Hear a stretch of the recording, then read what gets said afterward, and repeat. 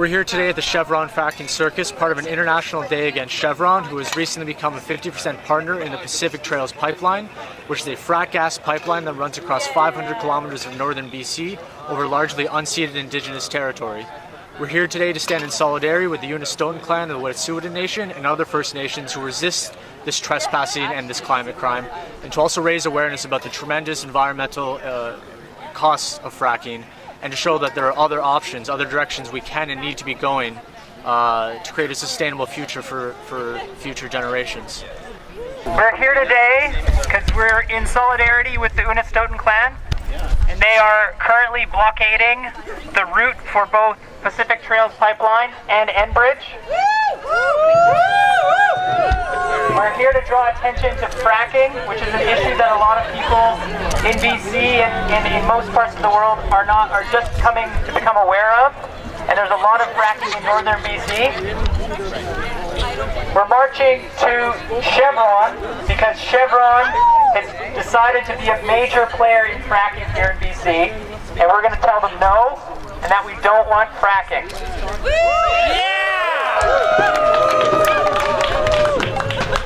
It's important to acknowledge today that we are on unceded Coast Salish territories, occupied territories, and we need to be really cognizant of that when we're marching here. In a moment, we're going to have a few words from some of the people who we're in solidarity with right now. They've managed to come down here for this action. Frida and Tagastai from the Unistoten camp. And they'll be able to tell us why we're marching today.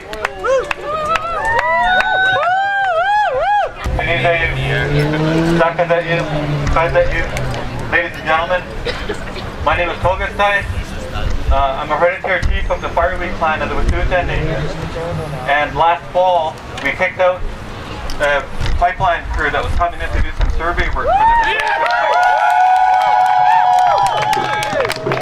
That was on November 20th. November 27th, we did a global call for action, similar to what's happening today. And we got people from all across the globe to stand up and begin fighting people who were part of this proposed pipeline. And we were successful. I can call it a success because we managed to get BOG, which is one of the big financiers that were behind the Pacific Trails pipeline, to sell all of their shares. They sold their shares along with another investment company to Chevron, and that's the main reason why we did a global call to action today, so we can get people to stand up to Chevron and tell Chevron that they can't continue polluting. They've polluted all over the world. They've polluted just recently. They've had pipelines that ruptured just in the last couple of weeks, and our people are sick of it. We don't want their pipeline coming through our land. We're going to stop them. And we need people.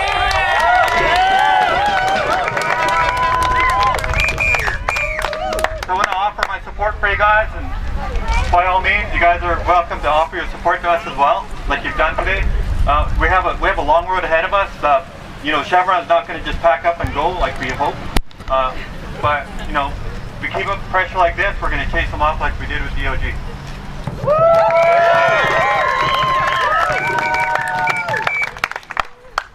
I'm Frida Hewson from the Unistoten clan, and I'm the spokesperson that was appointed by my chief. And I'm here just to thank you all for your coming out to support. And as I said to the media, that it impacts us all. Everybody lives downstream, and they're trying to put frack gas through our land, and that's very toxic, and we don't want that near our water, because we still drink our water right from a cup. You can just go to the river and drink it. It's still safe to drink, and we want to keep it that way. And my family wants to protect what we have left. All of the territories what we once had, we've lost most of it through municipalities, agriculture, or in forestry, and we just have maybe about 10% of what little we have, and that's why we're protecting it for the future generations so that they can have smooth fish. And they're trying to put it through a spawning channel, and that spawning channel goes downstream and feeds two rivers, main rivers that everybody in the community fishes salmon from, and that's the main thing that we want to protect, because that's my people's staple food. We mostly eat fish and moose meat. We hardly eat beef, and that's why we're trying to protect our food source. So I thank you guys for offering your support, and like I said, it impacts everybody. It'll impact the future of your children if we continue to allow the industry to go at the rate that it's doing and enriching our environment. Thank you.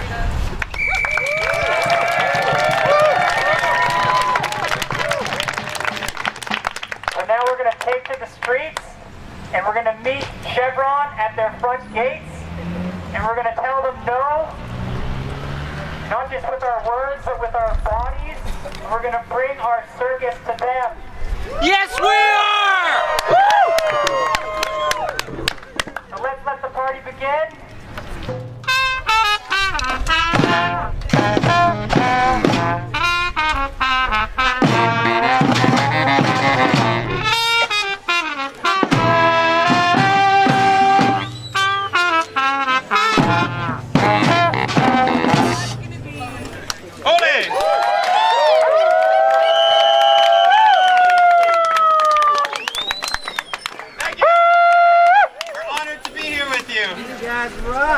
Does that dinosaur need a bandage or a splint or? Is that you? Is that you? We need a medic. Good people, we thank you for being here today. We're really thankful to the Unistoten camp to be here. Also thank you to all of you for being here. And for Rising Tide for organizing this. For the Carnival Circus to be here, and the dinosaurs. We'd like to also express that we hold this space, that we don't have confrontation with the truckers, the truck drivers.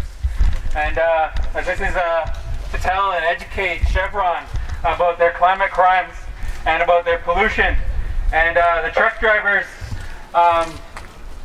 we have, there's 3 working liaisons that will help to de-escalate anything that might arise. So it's not our job. Our job is to hold space peacefully right here. And the 3 worker liaisons will conduct anything that they need to with the truck drivers. So we'll hold this space for a few hours. And I'm really, really enjoying this vibe.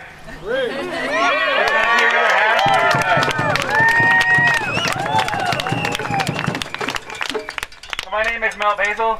I'm a supporter of the Unistoten camp. I'm also supporting other movements. And my job is actually, I'm a counselor for families. I'm a counselor for people who are facing poverty issues, housing issues in our homeland. We have homeless in our own country. And that's really, really wrong. And it's industry and governments that have pushed us and marginalized us to this point. So to fight back and to take space and to support movements that are not only of our own, but other movements that are neighboring people, people from other lands, people from other countries who come here seeking peace and justice. Well, it's time we, as the people with people power, reproduce that justice.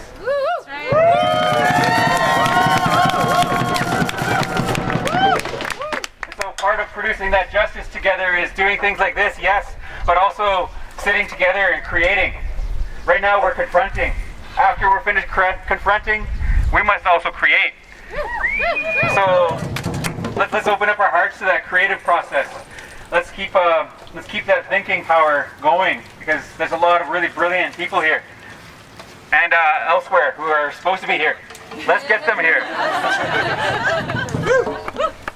I would also like to express that today is also some migrant justice as Palestine Land Day. Many of the issues that we face here in our lands is similar to that of what they're facing in places like Palestine and other places in the Middle East and South America. These big oil, big mining companies, big monies, big banks, they're all taking from every one of us in this world. And they're minimizing our abilities to give.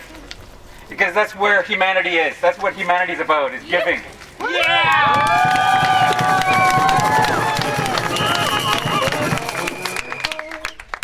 So your generosity today, giving of yourself and the sacrifice of your bodies and this space, this is enormous for us.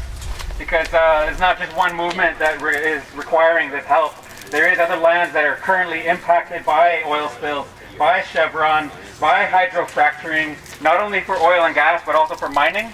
We have to understand this natural gas that they're taking out with hydrofracturing is not in a liquid form. That's right. It's in a solid rock. It's the same thing as bitumen in the tar sands. It's like solid rock. They're squeezing mock oil and mock natural gas out of stone. This is mining. Hydrofracturing is mining. That is why it is so deregulated. But when there's spills and disasters, this process is very, very dangerous for all of life. And so we are human beings and we speak with language, but there's so much more out there. There's trees, there's biodiversity, there's a whole life force out there that we have to acknowledge. It has its voice. It's voicing its opinions. It's up to us to hear that and to voice it here. So let's keep this up. Let's keep up the noise. Let's get back to some circus, carnival circus. Thank you.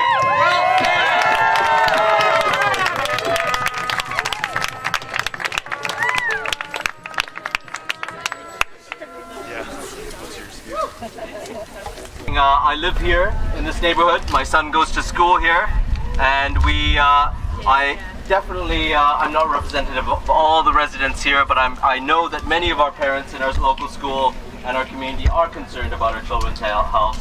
But simultaneously, we'd like to note that there are many communities being impacted by Chevron around the world. As you know, there are communities in Africa, in countries like Nigeria, where Chevron has killed local community activists, has killed local workers, in communities in Ecuador who are still suffering from the impacts of Chevron's oil spills down the major tributaries of the Amazon. There are communities in the US on the west coast where Chevron has some of its largest refineries down in Long Beach, Wilmington, and Richmond, California, and communities and workers, largely poor working class immigrant communities, African American communities, Asian American communities, Latino communities, and generally poor working class communities have been impacted severely for generations by the pollution and the poverty generated by Chevron oil refineries and pipelines. So we'd like to say that we stand in solidarity with all these communities. The communities fighting the fracking on their traditional lands like the Unistoten, communities in the tar sands, fighting Chevron's investments in large tar sands mining, and communities that live next to the refineries and the proposed pipeline routes. So a couple of our comrades, brothers and sisters next to the Richmond, California refinery, which is the largest Chevron refinery west of the Rockies, sent statements of solidarity, and I'd like to quickly read them out. So from Niall Malloy, Communities for a Better Environment. Communities for a Better Environment stand in solidarity with communities across the world fighting Chevron and big oil corporations who are exploiting the land and people. In Richmond, Chevron has tried to buy the city council and mayor, but grassroots anti-corporate activists have seized control of the city council and mayor's office.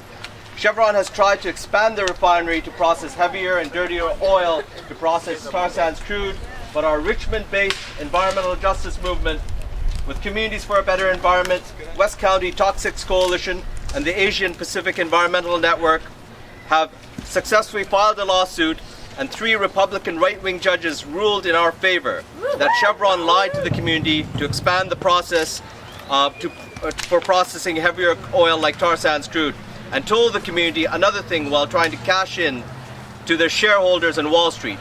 We caught them in their lies and we won.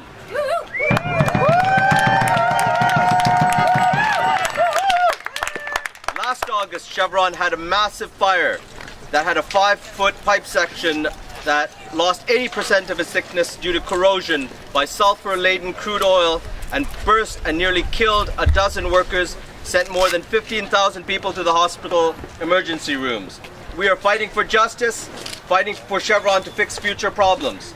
Since the refinery fire, the local United Steelworkers, environmental justice, environmental allies, and the community have built a collaborative process to ensure that workers and community health and safety is protected. We stand in solidarity with your fight against Chevron, the Chevron machine, and to hold them accountable. We are holding the line and winning in Chevron, and we will prevail against this climate and community polluter together. Si se puede.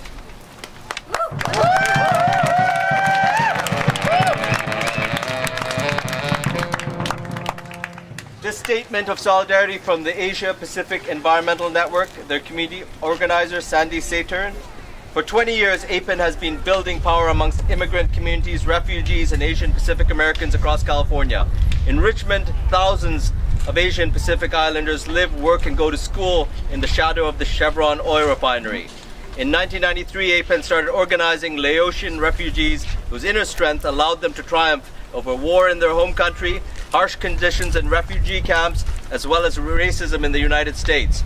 Our goal is to protect the health and safety of Richmond residents and workers near and the Chevron oil refinery, and champion for renewable energy and local living economies for all Richmond residents. To my brothers and sisters struggling with this big, nasty oil giant Chevron, I encourage you to stay strong, fight back, and continue putting out your vision. Together we can generate local living economies, people power. We need a world where all people have clean and healthy environments to live in, work in, and thrive. First of all, greetings from the frontline community of South Delta. There are many of us who have been struggling against the corporations and the governments for years ago. In fact, it was about 2 years ago on a nice day like this that we held a camp and occupied the site of freeway construction. And the reason that we're here is that frontline communities, we really need to support each other, whether it's the Unistoten, the Fort Nelson, here in Burnaby with the bloody Chevron, and out here and out in South Delta with the coal expansion. I don't know how many of you know this, but the plans are to make the port there the biggest coal exporter in North America. This is a major climate crime, and we have to stop this. The emissions from the burnt coal, it will be more than the Northern Gateway pipeline. We can do this. There's a lot of support both here and in the United States and other places against the destructive, horrible coal mining industry. So again, it's great to see so many people out, and really want to see you in South Delta, because I can assure you we're going to have some interesting stuff coming up out there. Thank you.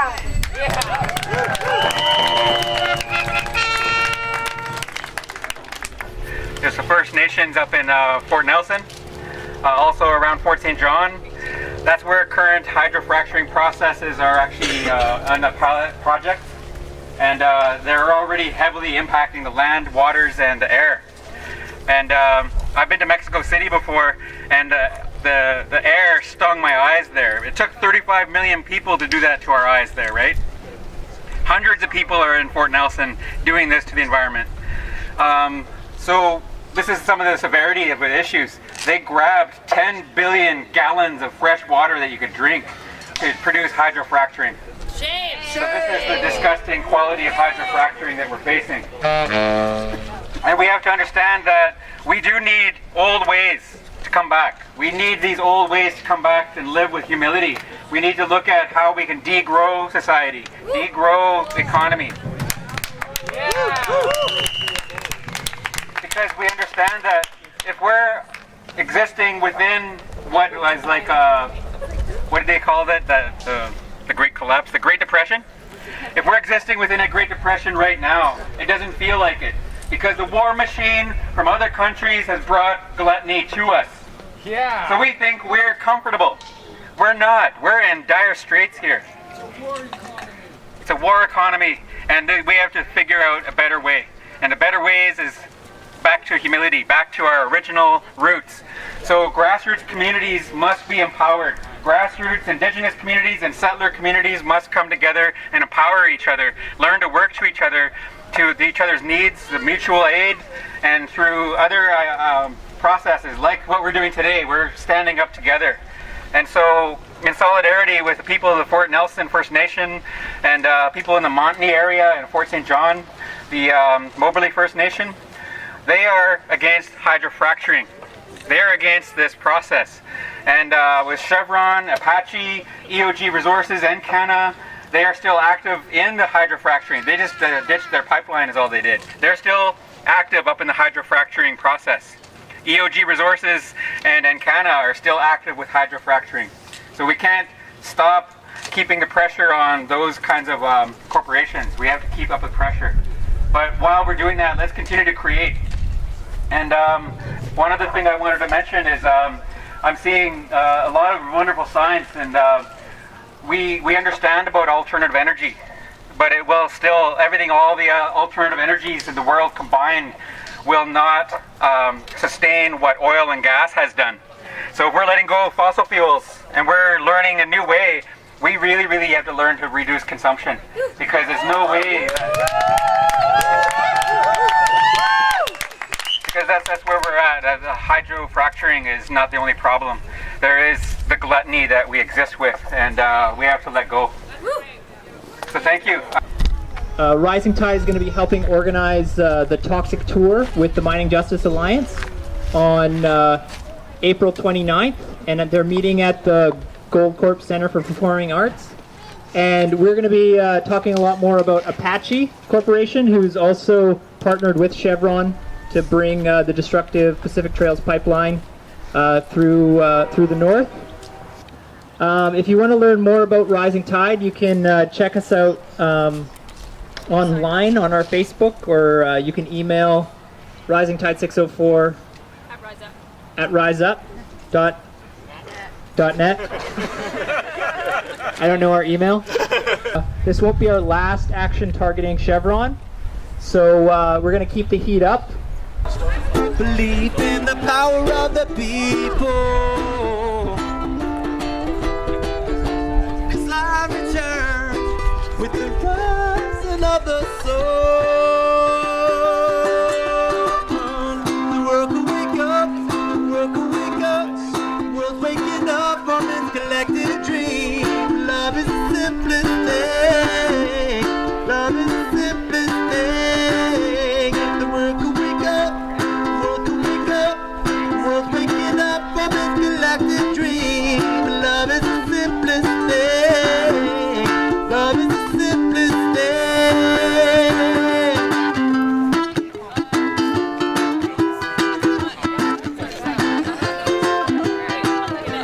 It's not power but fear that corrupts man.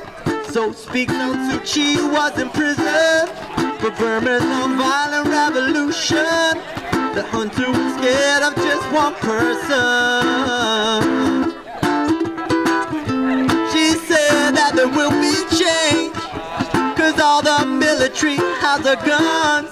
And now that her house arrest is over, the sacrifice of the monks was not in vain. 'Cause I return with the rising of the sun. The world can wake up, the world can wake up. The world's waking up from its collective dream. Love is the simplest thing. Love is the simplest thing. And the world can wake up, the world can wake up. The world's waking up from its collective dream. But love is the simplest thing. Love is the simplest thing.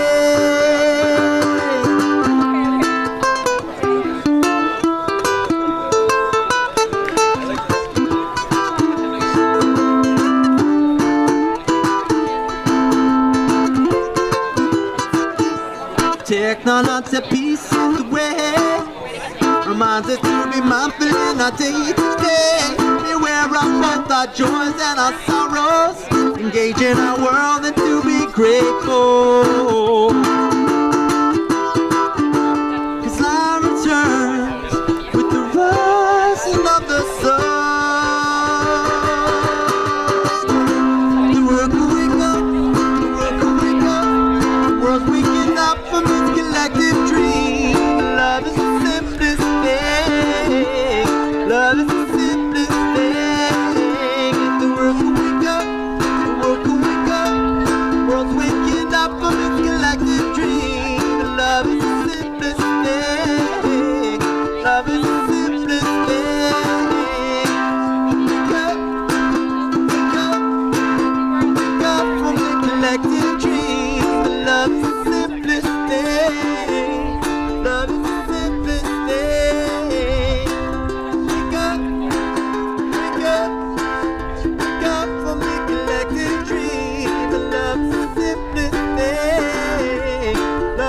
simplest